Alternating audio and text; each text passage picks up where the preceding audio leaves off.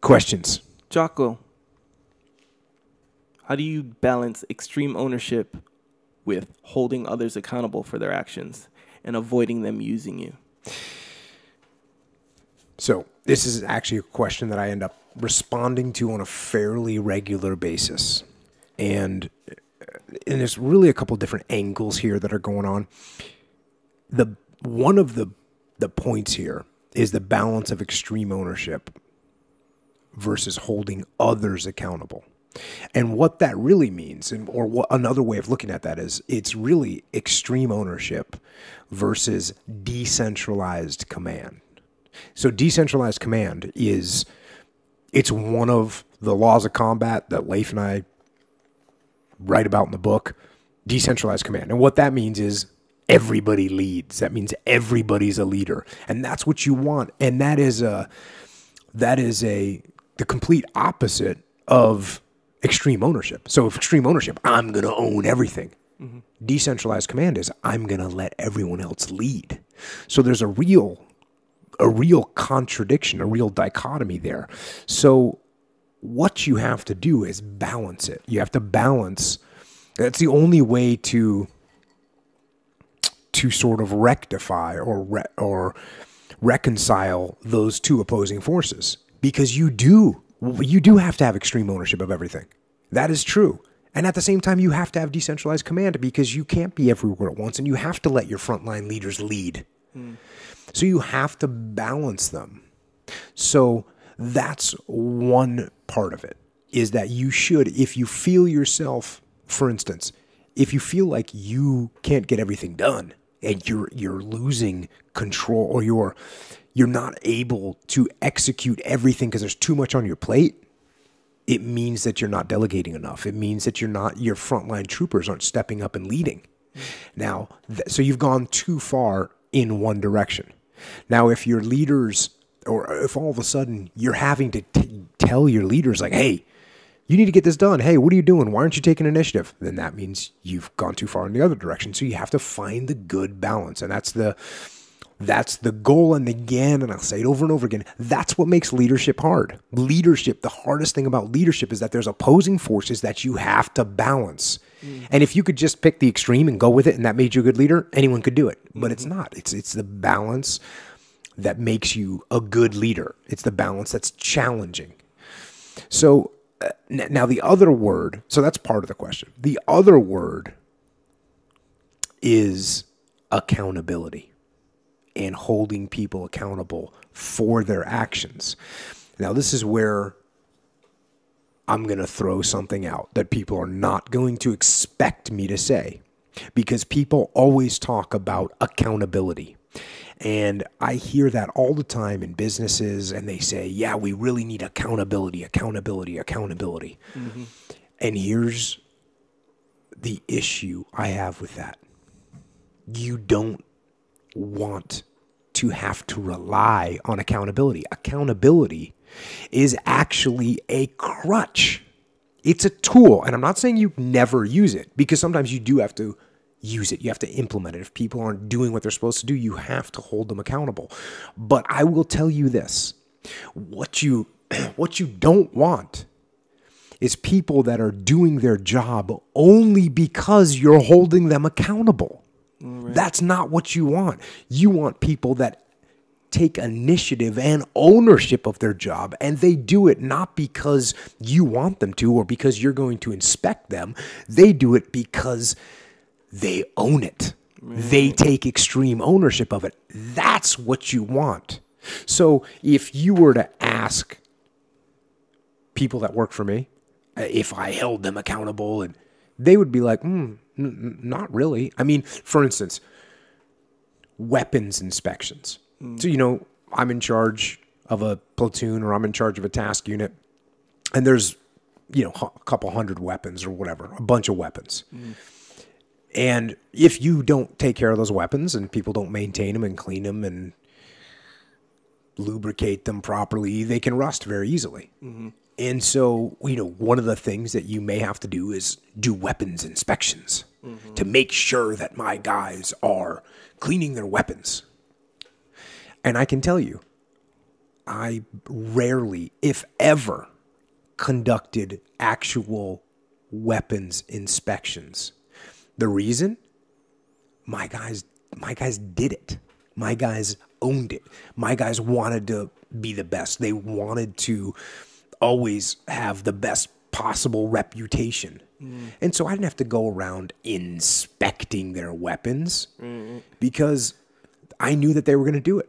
I knew that my guys who were on board, who understood why we were doing what we were doing, who understood that we wanted to be the best, and who were on board with trying to be the best, said, you know what? You know, we are going to make sure these weapons are the best possible. And I learned this when I was in my second platoon. My boss was an awesome guy. And this is a guy that I've talked about before. He was a huge influence on me. He was a prior enlisted SEAL who became an officer. He was a combat veteran from the war in Grenada. And he was a very humble guy. And he's actually the guy that inspired me to become an officer, because I said to myself, well, this guy made our lives so good. Maybe I could do that for 16 guys in a platoon someday. But what I realized about him is he never held us accountable for anything. But at the same time, he infused accountability on us, because what we wanted more than anything else was to do a good job for him and for the platoon. Yeah. That's how you get troops and teams aligned, not by holding them accountable with imposed accountability, but where they are inspired themselves to hold themselves accountable.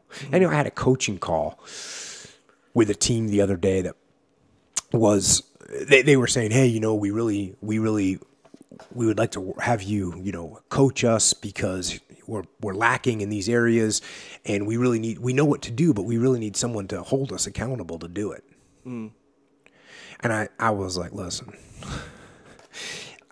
I charge a lot of money, and you guys would be stupid to give it to me. You guys just simply lack the discipline to work for the team and make it happen. And I threw this example. I said, you know, if you were competing against another team, and what I did was I moved into your house and I woke you up in the morning and I held you accountable for what you were supposed to do, and I made you do it. So we put the ultimate in accountability on top of them. I said, who would do better? You guys with me waking you up in the morning and beating you until you accomplished what you were supposed to do. I held you to the highest standard of accountability. Or a team that was hungry themselves, that was going to go the extra mile, that was going to do more work, that was going to stay up later, that was going to get up earlier, not because somebody was holding them accountable, but because they had the desire for victory. Right. Who's going to win that contest? And the answer is very simple. Those with the innate and intrinsic desire to win will win over those that have imposed discipline and accountability put on top of them. Yeah. Now, because there's a dichotomy to everything and because there's a balance to everything, there are times where in a leadership position, you do need to inspect and make sure that you hold people accountable. And an example I have of that is when we got to Ramadi, we had our radios, and generally the radio men knew how to program the radios and get them synced up so they could talk to other radios and all that. And I told the guys, I'm like, listen, everybody in the troop needs to know how to program your radio yourself. And everyone says, oh, okay. And it was so critical that they know how to program these radios, because if you're out in the field and you get separated from your unit and all of a sudden your radio gets zeroized or it has a problem and you don't know how to fix it yourself, what are you going to do? You can't talk to anybody and you're doomed. You're going to die. So because it was that critical, I actually, after the first briefing, I called a couple guys up and I said, give me a radio. And I zeroized their radios. And I said, okay, reprogram it now. And a couple of them didn't know how to do it. And I said, okay, listen up, guys. No one is going on operation if you can't reprogram your radio. And so the guys had to sit down and go and figure out how to do it. So there's times where you do have to hold. people accountable. And in that situation, I knew that even though I was saying, hey, it's important, they didn't realize how important it was. Because, it was, you got to know how to work your gear. They kind of took it like that. I knew that guys didn't really understand the nature of how important it was to be able to operate and reprogram your entire radio and sync it with the Army radios and all that. I knew that they didn't quite understand how important it was. And so I had to hold them accountable. But generally, 98% of the stuff, I didn't have to hold people accountable. I didn't inspect things. I expected things, and they delivered. Yeah. And that's people will follow your lead if you take ownership. That's how my guys have always been. They've always seen that and known what the expectations were. And finally, if you're sitting there and you keep saying to yourself, I got to hold people accountable, most likely you don't need to hold them accountable. You need to lead them. Yeah. You need to make them understand why they're doing what they're doing, why it's important, how it impacts the strategic mission, how it impacts the team, how it impacts them. That's leadership. Not accountability, it's leadership. Accountability is just a tool, and it is it's a crude tool compared to real leadership. So use it if you have to, but try and use leadership instead.